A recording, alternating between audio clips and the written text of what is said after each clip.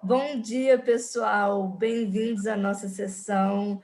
Hoje o nosso evento, 25 de outubro, uma data tão esperada, esse evento tão esperado, o segundo encontro do Nanismo Brasil, um evento que foi preparado com muito carinho pela nossa equipe. Estamos há meses preparando, cuidando de todos os detalhes e, graças a Deus, chegou. Sejam muito, muito bem-vindos. A gente teve a abertura oficial, que foi maravilhosa, onde a gente pôde rever o encontro do ano passado, saber as novidades desse ano. Que alegria estar todo mundo junto, mesmo distante, mas que alegria a gente começar esse evento. Como eu falei, bem-vindos à nossa sessão. Essa sessão é de direitos. Nesse horário, a gente está mediando com duas outras, que é esporte e família. E eu tenho certeza que se você chegou até aqui, é porque você quer conhecer mais um pouco dos direitos, saber o que vai ser falado, algumas dúvidas que a gente sempre recebe. Então, o intuito da nossa sessão foi abarcar esses direitos, alguns dos direitos que a gente selecionou, para a nossa independência, para o nosso protagonismo, que é o tema do nosso encontro, e para nossa conscientização mesmo das situações ao nosso redor, ao nosso dia a dia. Bom, vamos lá. Para quem não me conhece, eu sou a Patrícia Costa Birro, moro em Belo Horizonte, sou advogada, trabalho no escritório atualmente, faço parte da equipe do Nanismo Brasil, atualmente estou como vice-presidente.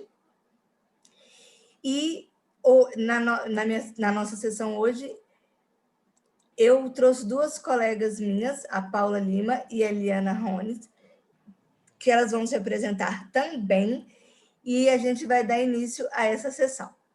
Começo com você, Paulinha. Olá, pessoal, bom dia.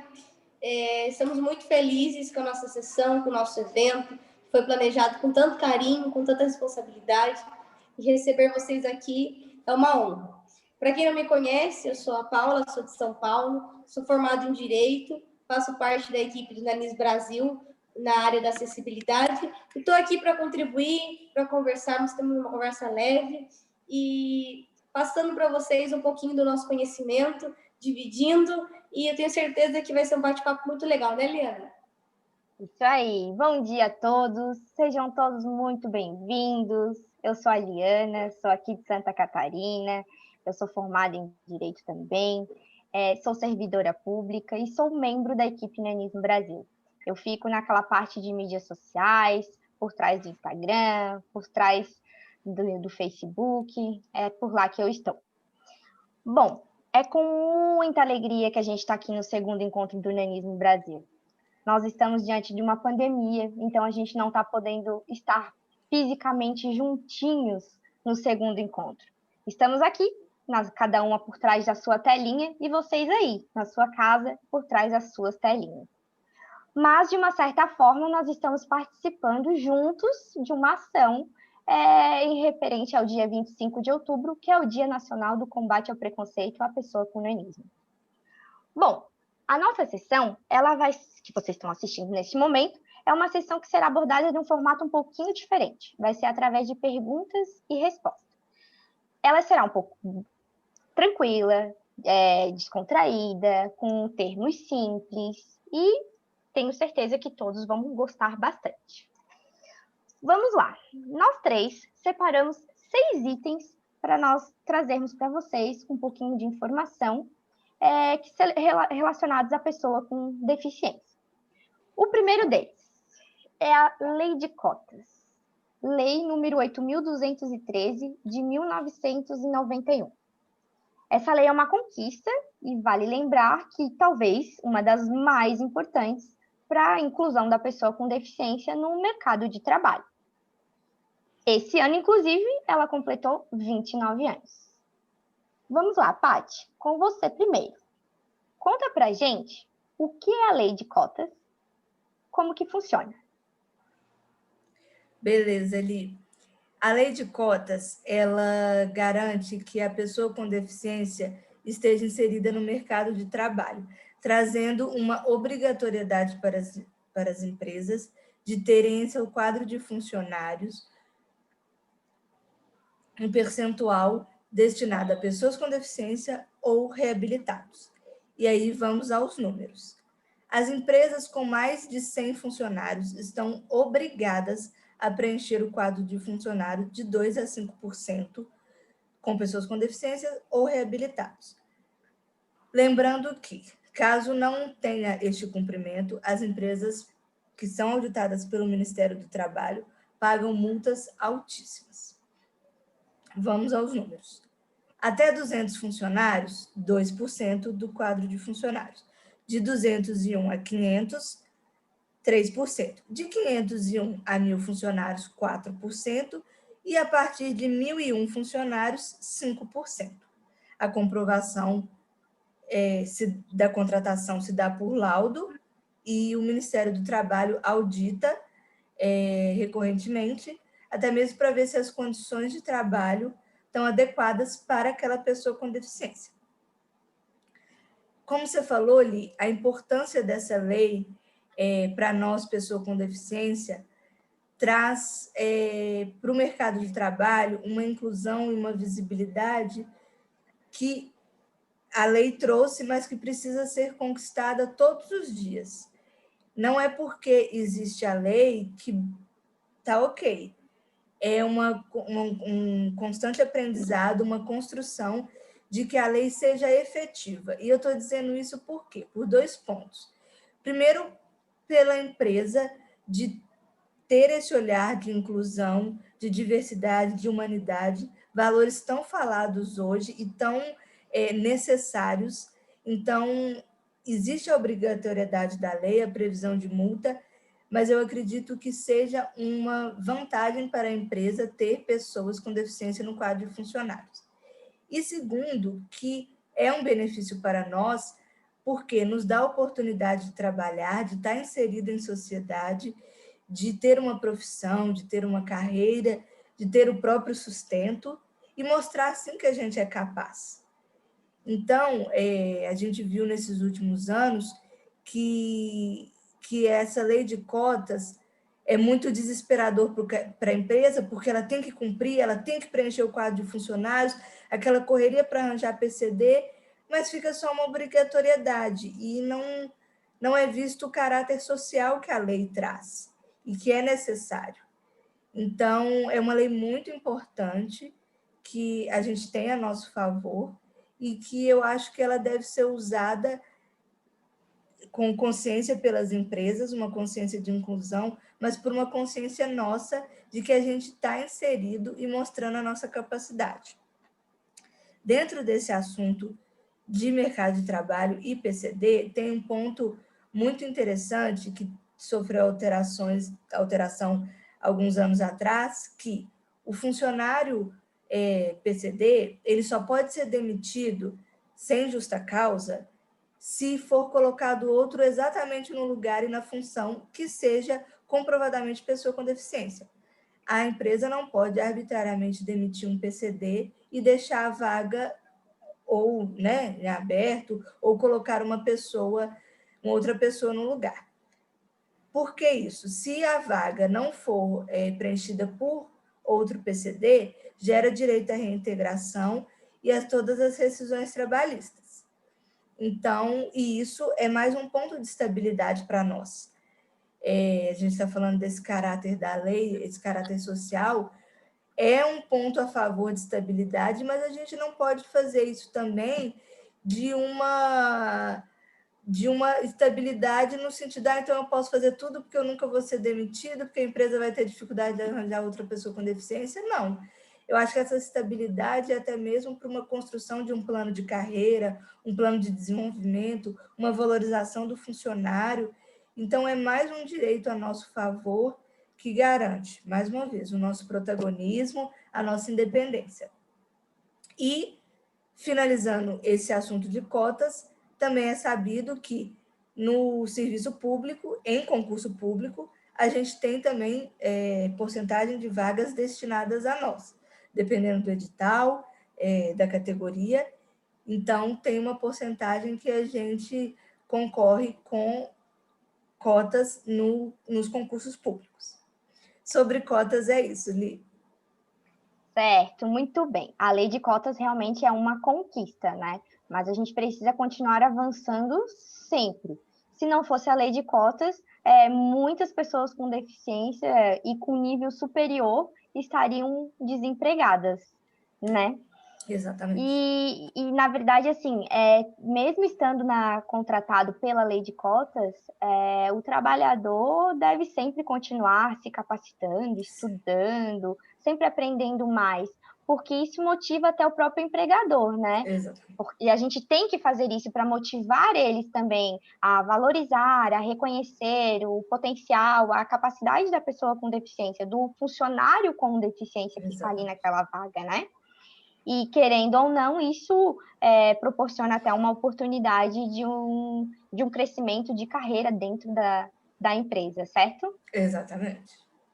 Então, tá bom. Vamos para o próximo item, o segundo item. Nós vamos abordar acessibilidade. Esse assunto ele é muito comum quando a gente fala em pessoa com deficiência, nós tratamos de acessibilidade.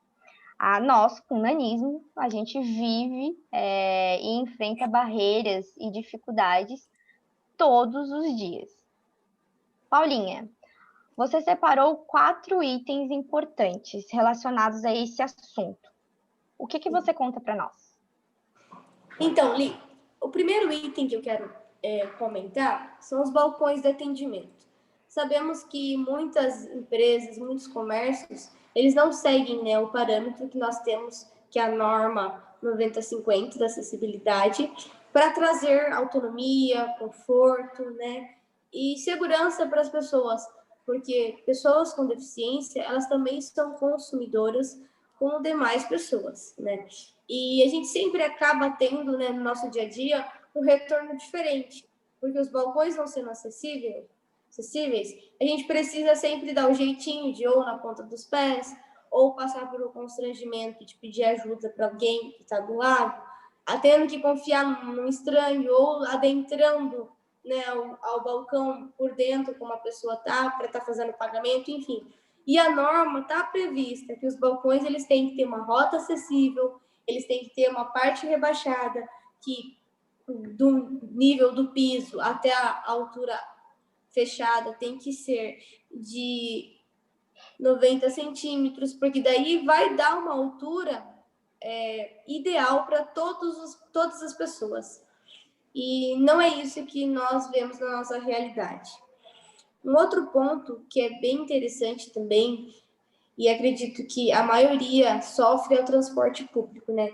Precisamos ir para o trabalho, precisamos ir para a faculdade, temos, né, o direito de ir e vir, que a Constituição nos dá, mas muitas das vezes ele é impedido ou ele é apenas mascarado porque a gente não tem acessibilidade. Nós não conseguimos subir, muitas vezes, no ônibus porque o degrau é alto. Não conseguimos validar o nosso cartão porque o validador é muito alto. E eu peguei um artigo na Lei Brasileira de Inclusão como para nos amparar, que é o direito ao transporte, a mobilidade da pessoa com deficiência, né, de trazer igualdade de oportunidade. O que esse artigo ele nos diz? O ônibus ele tem aquela porta, né, do meio, ou enfim, dependendo de cada localidade, que tem aquele elevador que muitas pessoas acham que são somente para pessoas em cadeira de rodas. Ali não, ali serve para todas as pessoas com deficiência e mobilidade reduzida estarem adentrando o ônibus, porque ele traz uma comodidade, ele traz um conforto, ele traz uma segurança da gente estarmos subindo, não precisamos passar por constrangimento, porque muitas vezes precisa subir de joelhos, enfim. Então, são situações que nós, pessoas com nanismo e outras pessoas, sabemos porque já vivenciamos. E é muito complicado, né? Então, que possamos realmente fazer uso desse artigo, colocando em prática todos os dias, para trazermos, né, nós, uma segurança para a gente, uma autonomia. E o próximo item é o atendimento prioritário. O atendimento prioritário, muitas vezes a gente fica focado naquilo que é só um atendimento em um comércio, eu posso passar na frente. E o que eu já me deparei várias vezes, que muitas pessoas não sabem que pessoa com nanismo, ela é uma pessoa com deficiência, né? Foi foi depois do decreto de 2004, que passou a ser, nós, né, passamos a ser reconhecidos como pessoas com deficiência. Então, é um direito nosso que muitas vezes ele é cessado por conta que nem todo mundo tem essa informação. Já ouvi muitas vezes, mas ela só é baixinha. Mas não, gente, nós somos pessoas com deficiência. E nós precisamos nos impor, precisamos fazer uso desses direitos. E esse direito, ele engloba também proteção e seguro. Uma pessoa com deficiência, ela está passando mal, ela precisa de atendimento, o chamado do socorro, ele tem que ser preferencialmente para a pessoa com nanismo. Uma outra coisa também que dá um atendimento prioritário é em questão de tramitação processual. Eu tenho um processo, eu sou uma parte, eu preciso de alguns atos administrativos jurídicos, eu tenho preferência nesses atos perante demais processos.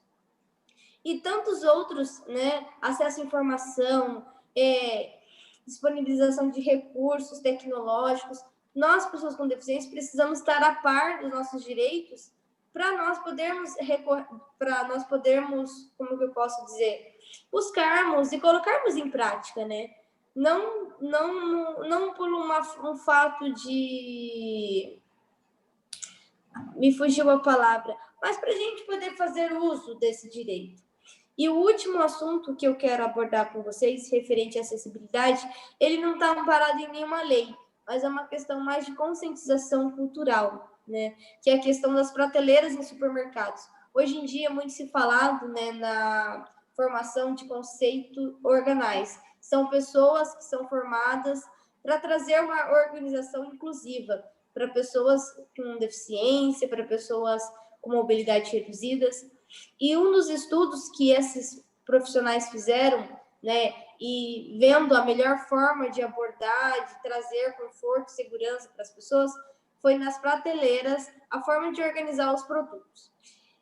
Hoje em dia, eles são organizados na horizontal, né, onde cada produto fica benzinho uma prateleira e nem todos conseguem acessar. E esse estudo foi...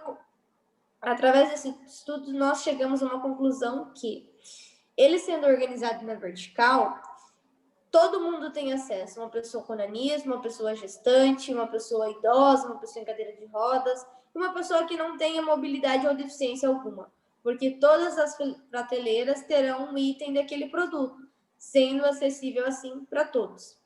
Claro que a gente sabe que a acessibilidade tem vários assuntos que a gente pode abordar, mas esses que eu separei são os que mais nós vivenciamos no dia a dia, que é os balcões de atendimentos, transporte público, esse atendimento que nós precisamos nos impor e utilizarmos dele, e as prateleiras não só de supermercados, mas de qualquer estabelecimento.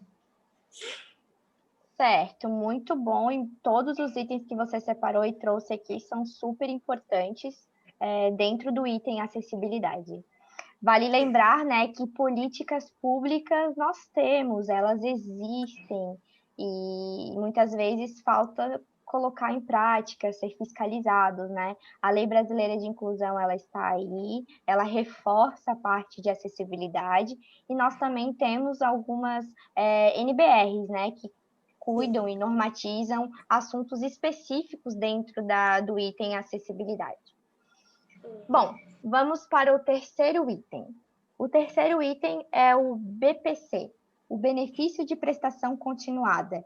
É um benefício pago pelo governo federal. Esse benefício, ele gera muitas dúvidas em pessoas com deficiência e em pais de pessoas com deficiência, né? Paty, o que é BPC?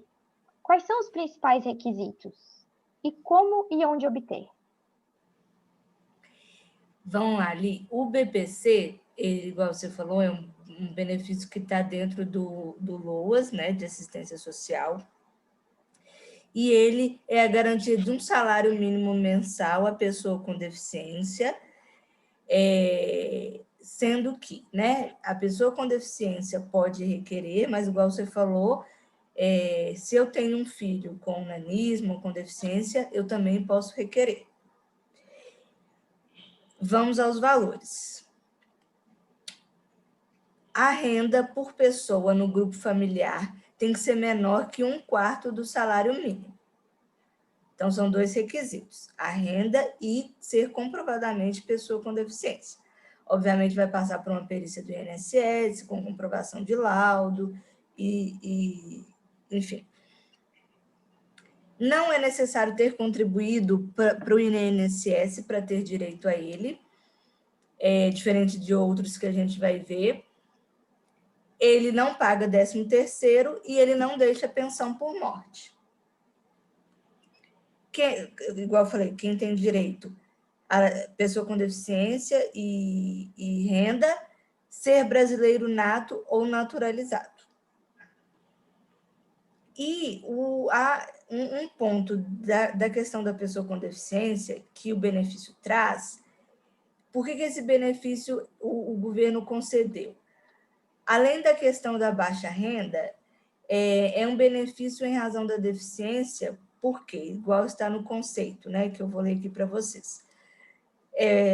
Pessoa com deficiência de qualquer idade que apresenta impedimentos de longo prazo, mínimo de 2 anos, de natureza física, mental, intelectual, sensorial, as quais, em interação com diversas barreiras, podem obstruir a participação plena e efetiva na sociedade, em igualdade de condições com as demais pessoas.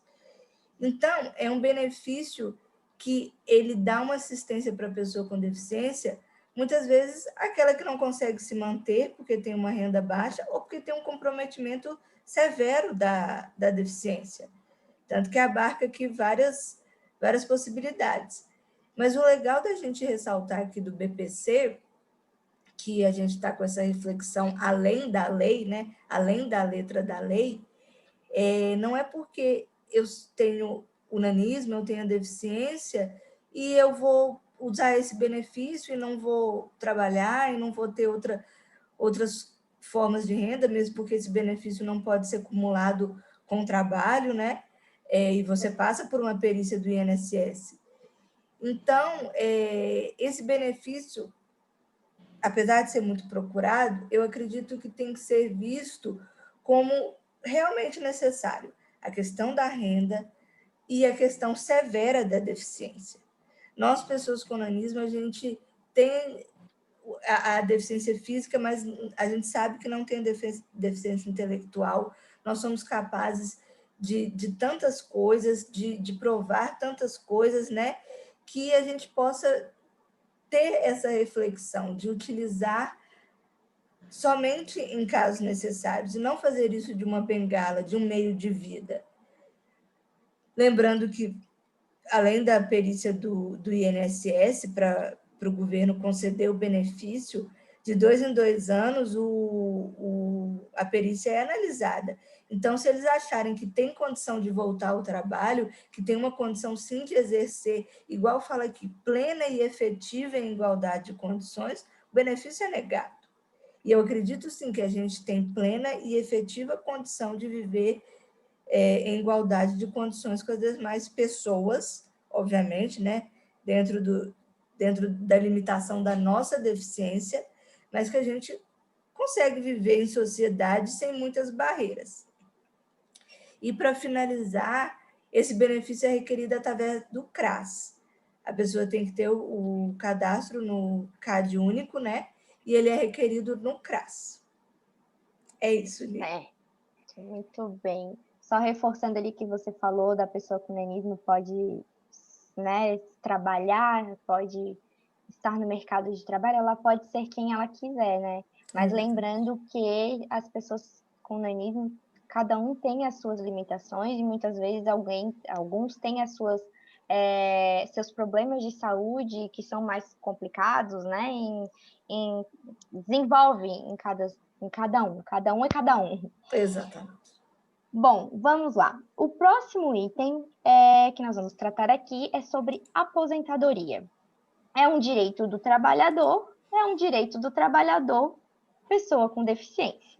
Está na vaga também de pessoa com deficiência. Paula, o que você separou de informação para trazer para o pessoal que está nos assistindo? Então, Lia, separei 2 modelos de aposentadoria. Sabemos que a aposentadoria ela tem uma série de detalhes, enfim, que tem que ser muitas das vezes analisados caso a caso. Mas eu quero passar de uma forma geral a aposentadoria por invalidez e a aposentadoria por contribuição. Na aposentadoria por invalidez, o benefício ele é concedido para o colaborador que se tornou incapaz. Ele já exercia uma profissão e ele não consegue ser reabilitado. Então, se ele já exercia uma função, ele já contribuía com o INSS. Essa aposentadoria por invalidez, ela tem essa diferença. Ele tem que ter contribuído para o INSS pelo menos por um ano, diferente no caso de outros benefícios que não precisam ter tido essa contribuição. E o colaborador, ele também passa por uma avaliação para verificar se ele não consegue ser reabilitado para uma outra função. Um exemplo, eu sou motorista, mas eu não consigo exercer a função de motorista, mas eu consigo ficar na função de conferente, porque eu fico sentado, e a minha limitação não dá, então eu consigo ser reabilitado. Então, esse colaborador, ele não será aposentado por invalidez, mas sim, ele passará a ser reabilitado. A cada 2 anos, ele passa por uma nova perícia para verificar se aquela incapacidade dele regrediu, se ele continua incapaz, ou se ele pode ser reabilitado, ou se cessou, se ele pode voltar para a função de origem dele. E na aposentadoria por contribuição, por tempo de contribuição, eu fiz uma tabelinha aqui para ficar mais fácil, no sentido assim, a pessoa com deficiência na modalidade leve, o homem ele tem que ter 33 anos de contribuição e mulher 28 anos de contribuição. Na grave, o homem tem que ter 25 anos de contribuição e a mulher 20 anos de contribuição. E na moderada, o homem tem que ter 29 anos de contribuição e a mulher 24.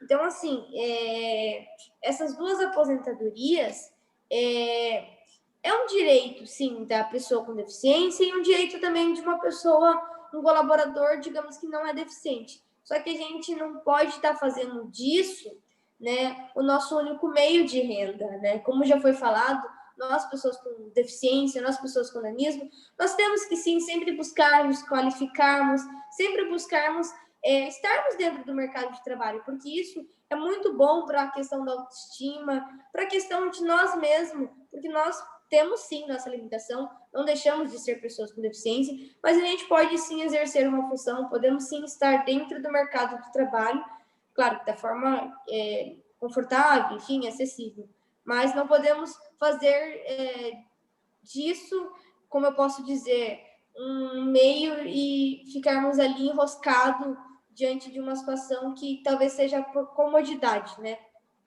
Então, eu separei esses 2 pontos que eu achei bem relevante para a gente trazer aqui nessa nossa sessão. Certo, muito bem. O próximo item, nosso 5º item, é passe livre. Nós temos o passe livre intermunicipal e o interestadual. O interestadual é um passe do governo federal. Conta para nós, Paula, é com você novamente. Conta para nós o que é o passe livre interestadual, quem tem direito e como requer.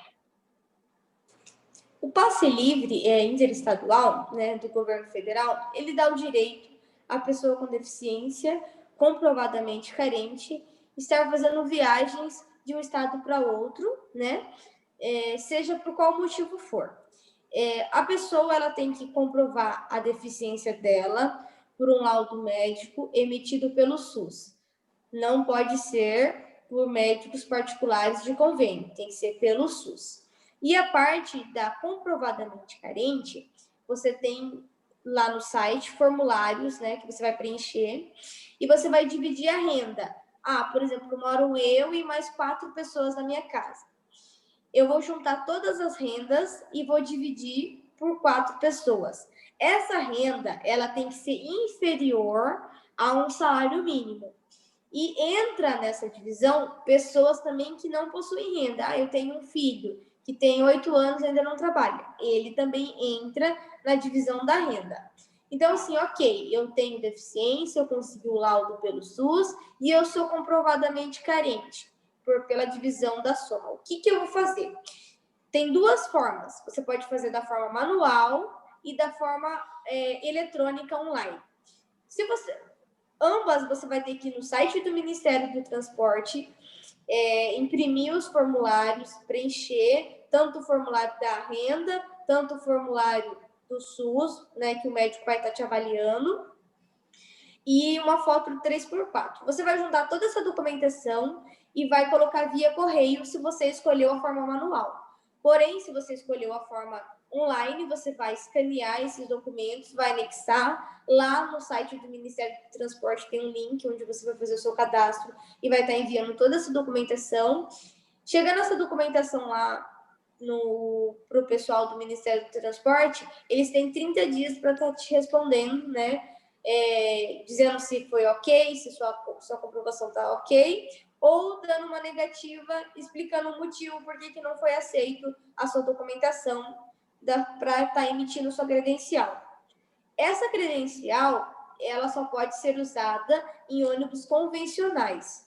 Então, assim, lembrando que tem ônibus executivo, semi-leito e leito. Não, ônibus convencionais, né, de um estado para outro. Então, assim, não é difícil, né, você está fazendo todo esse processo. Já conheci pessoas que fizeram, né, e que puderam estar usando para motivos de saúde, enfim. É um direito seu e você estando dentro dos requisitos, eu aconselho, sim, a estar emitindo e fazendo uso desse direito. Muito bem, nós estamos chegando no final, no último item da nossa sessão. O item que nós vamos abordar aqui, e que nós abordamos, aliás, são todos os itens que nós selecionamos, julgamos um dos mais importantes, recorrentes nas dúvidas que nós recebemos, né, das pessoas, principalmente das pessoas com nanismo. Lembrando que a área do direito é uma área muito ampla, mas conseguimos passar pelos principais que somos muitos questionados. Vamos lá. O último ponto é o ponto 6. Nós vamos tratar do artigo 88 da LBI, da Lei Brasileira de Inclusão. Paty, conta um pouquinho para nós o que trata esse artigo. Esse artigo da LBI, ele trata sobre os crimes e as infrações administrativas. Num primeiro momento, a gente assusta por falar dessa parte penal e de crime nos direitos que a gente selecionou, mas é um direito que é importante e tanto que a LBI se preocupou, diante de tantos outros, ela se preocupou em prever isso, porque comumente a gente sofre preconceitos, sofre ofensas, sofre situações que nos colocam numa situação muito vulnerável e que muitas vezes é necessário o papel da lei, o papel de um poder maior para atuar. Lembrando que, apesar de se tratar de um crime, não deve ser qualquer situação também que a gente vai levar isso adiante. Obviamente, são situações graves de preconceito, ou que tenha, né, agressões físicas, ou que tenha situações que realmente ferem a dignidade, a honra nossa em razão da deficiência. Então, o que o artigo 88 diz? Praticar, induzir ou incitar discriminação de pessoa em razão da sua deficiência. Então, são situações que, em razão da nossa deficiência, nós sermos discriminados, né? Muito aqui a gente fala disso, do termo anão, né? Do termo pejorativo anão, das piadas, de tudo que fazem contra a gente, contra a nossa imagem. E se a situação é muito degradante ou muito humilhante, a gente está amparado, sim, pela lei.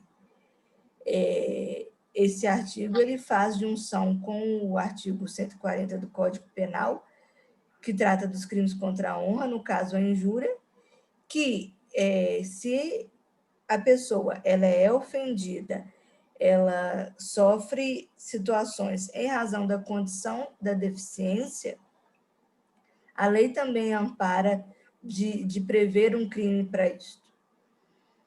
E qual seria o procedimento? Tendo acontecido o fato, e é necessário a prova fática, fazer um boletim de ocorrência, preferencialmente, né, tendo testemunhas, porque vai ser a prova fática que vai levar adiante isso. E aí, com o boletim de ocorrência, o Ministério Público atua, ou você pode ir na Defensoria Pública da sua cidade, que um defensor público vai entrar com a denúncia, né? Ou um advogado particular pela queixa-crime.